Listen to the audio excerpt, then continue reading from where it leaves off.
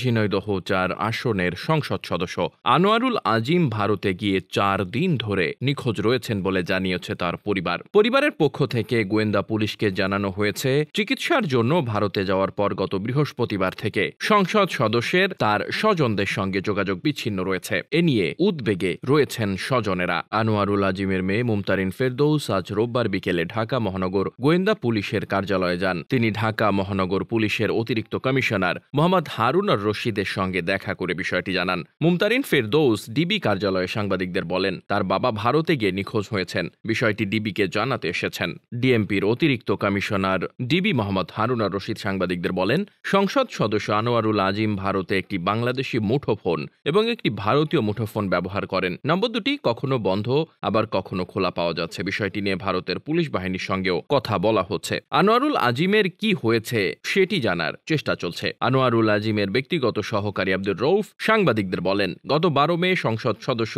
আনোয়ারুল আজিম চিকিৎসার জন্য দর্শনা সীমান্ত দিয়ে ভারতে যান। ১৪ মে পর্যন্ত পরিবারের সঙ্গে তার যোগাযোগ ছিল। তবে ১৬ মে সংসদ সদস্যের মুঠোফোন থেকে আব্দুর রউফের কাছে ফোন কল আসে। তিনি ফোন কল ধরতে পারেননি। পরে তিনি ফোন দিয়ে মুঠোফোন বন্ধ পান। এরপর থেকে সংসদ সদস্যের সঙ্গে যোগাযোগ বিচ্ছিন্ন রয়েছে। সংসদ সদস্য আনোয়ারুল আজিম কালীগঞ্জ উপজেলার নিশ্চিন্তপুর গ্রামের বাসিন্দা। তিনি উপজেলা আওয়ামী লীগের সভাপতি। ২০১৪ সাল থেকে ঝিনাইদহ ৪ আসনের সংসদ সদস্য তিনি। Desk report, বার্তাবাজার।